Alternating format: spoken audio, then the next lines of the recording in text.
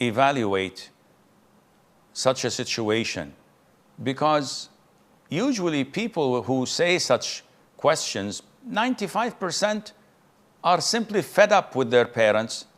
They don't want to be dutiful, obedient, or respectful. And it's easier for them to formulate such a question and introduce few keywords such as abusive, mental torture, and hope for the best that the sheikh would say, no, you can distance yourself, you can boycott them, you can shun them, you can totally discommunicate with them, which is not true. The status of the parents in Islam is way, way up there next to Tawheed. When Allah says, وَقَضَى رَبُّكَ أَلَّا تَعْبُدُوا إِلَّا إِيَّهُ وَبِالْوَالِدَيْنِ إِحْسَانًا. Allah has decreed that you worship none other but Him, and to be kind to your parents. One would say, okay, my parents are abusive. If, and I always say this in my counseling sessions, if your father was the sweetest man on earth, and every time you go and visit him, he gives you 1,000 quid, 1,000 pounds. You say, Dad, I have money. He said, no, I want you to spend it. Make use of it. Every day he comes to your home at 6 o'clock, cooks breakfast, wakes up the children, dress them, and take them to school. Then he comes back, does all the chores in the house, cleaning, washing the dishes, washing the clothes, ironing them, and hoovering the whole house. And he cooks lunch, then he goes and fetches the children, and he brings them back, and he leaves. And whenever any of the relatives or the friends ask him, he says, my daughter, she's the best of the best. She is the love of my life. She is the most generous, the most courageous, the most religious, blah, blah, blah. Such a parent, such a father, would it be difficult for you to be obedient, respectful, and dutiful to him? Everyone would say, of course not. He's a sweetheart. He's a gift from Allah Azza wa Jal. The question is, where is the test? If your father is this sweet, how are you going to come on the day of judgment and say, Wallahi, I was obedient, dutiful, and respectful to my father. I did everything in my possession to please him. Where's the test?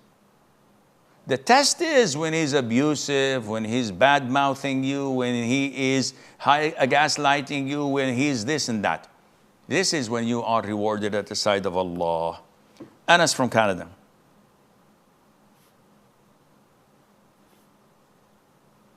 Assalamu alaikum, Sheikh. Wa alaikum assalam wa rahmatullahi wa barakatuh.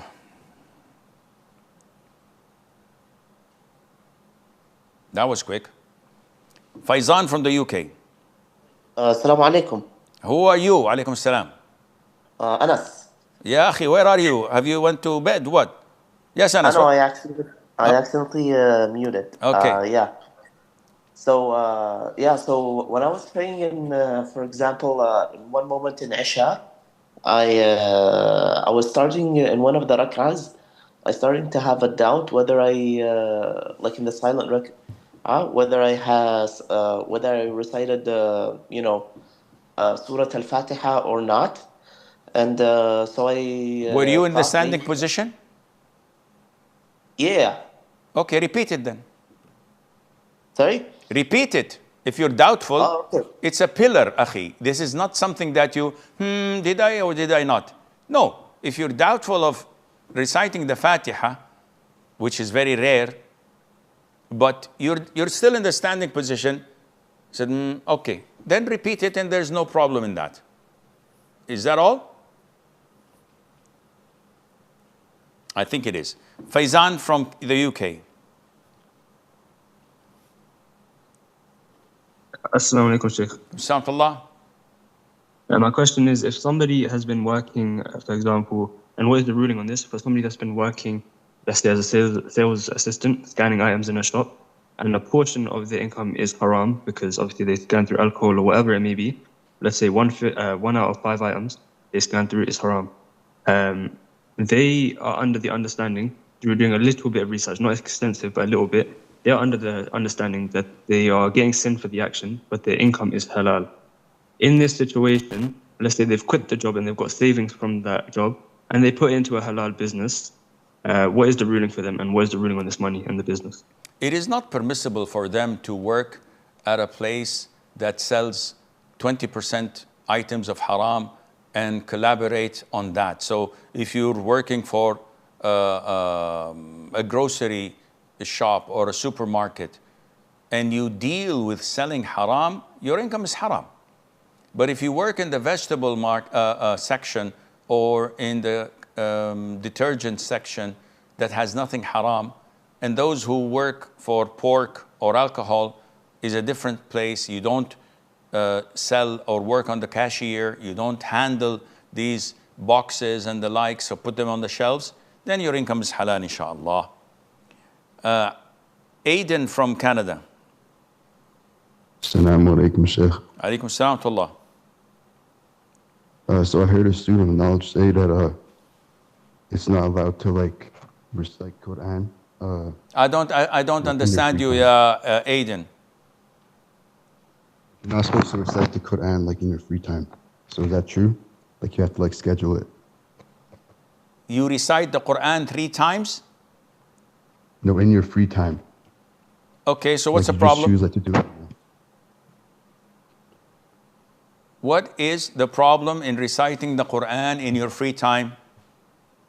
I don't know. You're saying you're supposed to like schedule the time. Akhi, your microphone is not connected correctly, and I cannot understand what you're saying, and this is waste of time.